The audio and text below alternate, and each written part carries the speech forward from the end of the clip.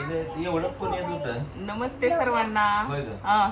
तुझं एवढं फोन येत होतं, मी म्हणलं अर्जुनला करमत नाही का, अर्जुनच्या मम्मीला करमत नाही हा विषय झाला. काय झालंय हे बघा पोरग अर्जुन आहे ना, पप्पा असले म्हणजे कसला भारी हॅलो दिसतो. गाईज, पोराचं नाव दिसते मला, फक्त मम्मीलाच करमत नाही. असं कसं असतंय, मम्मीला काय करायचं, मम्मी स्वयंपाक पाणी काम धंदा किती काय दिवसभर सुधर नाही कामानं नेहमीच. आणि ही येड्यावणी करायला लागलं म्हणजे मी आपलं घे फोन कर ह्यांना फोन. अर्जुनला आठवण काढाय सारखं मला येऊन म्हणायचं मम्मा पप्पाला फोन लाव, पप्पाला फोन लाव, म्हणून मी फोन लावायचे. ह्यांनी आले म्हणजे जरा तेवढंच मला भारी वाटतंय, 2-3 तास त्यांच्याकडे गुतलं म्हणजे. आणि लय भारी पण राहते, सारखं माझ्या डोक्याला त्रास देत नाही, चल इकडं चल तिकडं काय काय म्हणत नाही. काल दिवसभर संध्याकाळपर्यंत वाट बघून बघून परत झोपी गेला. त्याला लय आवडते पप्पा. पप्पावर लय जीव आहे त्याचा. अर्जुनला आवडते पप्पा आणि पप्पाला आवडते अर्जुन.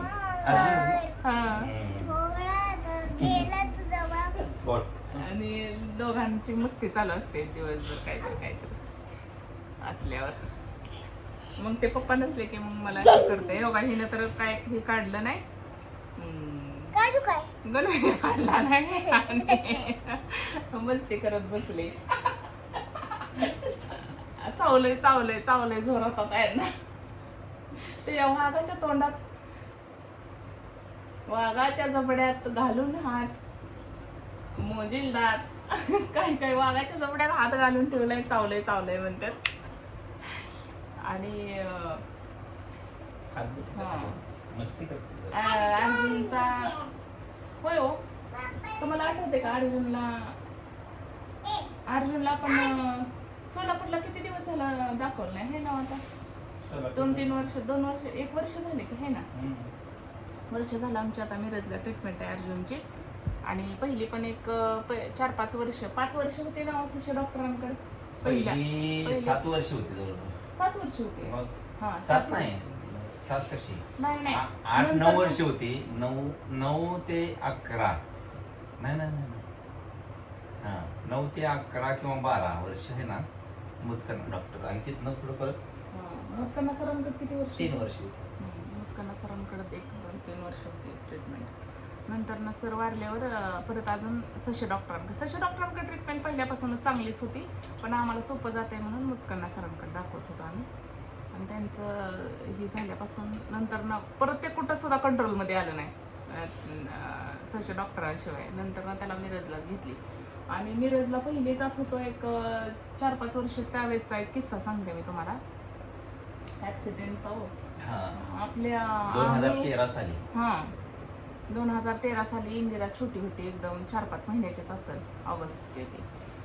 आणि तिला मांडीवर घेतलं होतं. जाताना तर जरा थोडी अशी गडबड असायची, येताना तर लय निवांत असं येणं बिणं असायचं आमचं डॉक्टरांच्या तिथून. यायला लागलो होतो, घरी यायला लागलो होतो. आणि ह्याला पुढं बसवलं होता पप्पांजवळ. आणि पण माझं पहिल्यापासून एक वैशिष्ट्य होतं की अर्जुनला पुढे बसवायचं आम्ही, पण त्याला सीट बेल्ट सीट बेल्ट लावून बसवला होता. आता ते जरा पुढे बसल्यावर मस्ती करते कधी कधी, पप्पाच्या जागेवर जाऊन बसायचं म्हणते, स्टार्ट बटन दाबते, मनाने. ते जरा एवढं करामती असल्यामुळं ते जरा मागच्या सीटवर असतं. पोरे असतात कधी कधी, मला मागं बसून त्या बसते त्या पुढच्या सीटवर, तिथं नंबर असते ते. पण त्याला मी कधी कधी, मला त्याची माहिती आहे म्हणून मला कधी कधी वाटते त्याला बसवा पोरीनं मागं बसून. पण ती बसवलं की असं आगावपणा करते, मग मध्येच हे करायला लागते, मागं उतरून घ्यायला लागते त्याला बसून.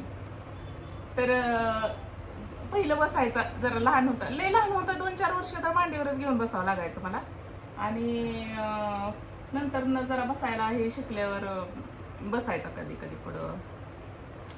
तर पुढं बसला होता, ह्यांनी सीट बेल्ट लावला. ते असा किस्सा आहे की आम्ही येताना यायला लागलो होतो आणि पुढून एका बाजूला ट्रॉली उभा होती ऊसाची.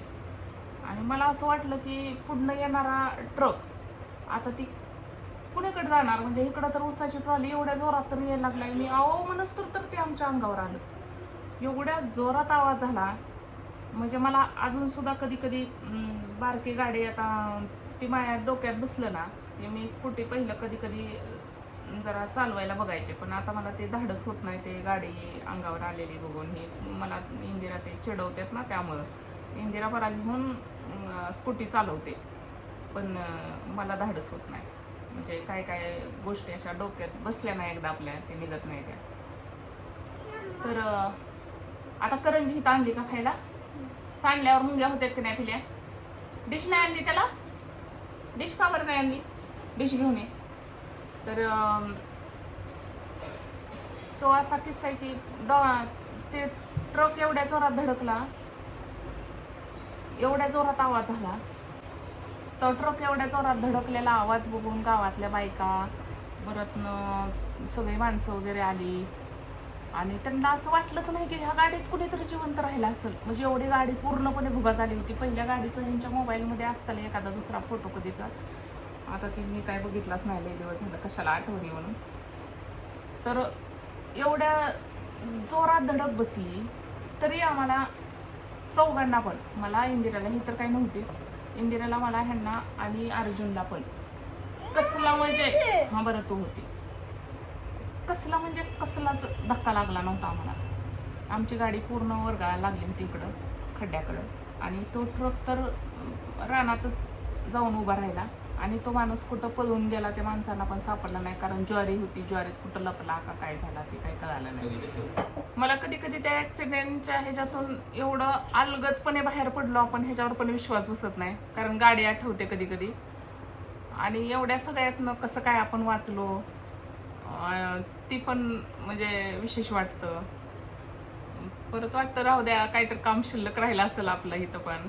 आणि त्यामुळं अर्जुनला घेऊन अगदी राहिलेलं आयुष्य मजेत खुशीत आणि भारी जगायचं असंच ठरवलं आणि लय बारीक साऱ्या गोष्टी टेन्शन घ्यायचं नाही. आणि मला नेहमी पार्लरमध्ये येणाऱ्या बऱ्याच महिला मला म्हणून गेलेल्या की ताई तुमच्या पोराच्या पायात लक्ष्मी आहे. मला असं मी पहिलं कसं जरा असं हे वाटायचं आणि ते नेहमीच इथंच बसलेलं असायचं माझ्यापाशी. मी काय असं वेगळं पार्लर वगैरे टाकलेलं नाही, तर घरातच त्याला घेऊन जेवढं काम करता येतं तेवढंच केलेलं आहे. म्हणजे जास्त काय लय वाढवण्याचा बी प्रयत्न केला नाही किंवा ही पण केलेला नाही. आणि त्याला ते माझ्यापाशी बसलेलं असायचं नेहमीचंच क्लायंट माझं. तर ते मला मी सांगोला गेली तरी सांगोला पण तेवढेच क्लायंट, इथं आले तेवढेच क्लायंट. मग ते मला पण कधी कधी वाटायचं की खरोखर ह्याच्या पायात लक्ष्मी हे माझ्यापाशी बसलेलं असते बेडवर, भरपूर काम होते, भरपूर पेमेंट येते आपल्याला, मग ह्याच्यामुळेच येते का काय असं मी वाटायचं. आणि त्यावेळेसचा ते आठवला ना क्षण कधी कधी की असं वाटतं नाही खरोखर पायात लक्ष्मी आहे त्याच्या. आणि तो पुढं बसलेला होता ना, तो माझ्या गाडीत होता म्हणूनच देवाने आम्हाला सगळ्यांना वाचवलं असं पण वाटतं. काही नाही एवढंच. जर काय आठवलं तर अजून सांगत आहे तुमच्याबरोबर. सगळ्या तुम्ही सगळ्यांनी एवढ्यांनी सपोर्ट केला आहे मला अर्जुनला, त्याबद्दल धन्यवाद. असा सपोर्ट करत राहा, लाईक करा, शेअर करा, सबस्क्राईब करा.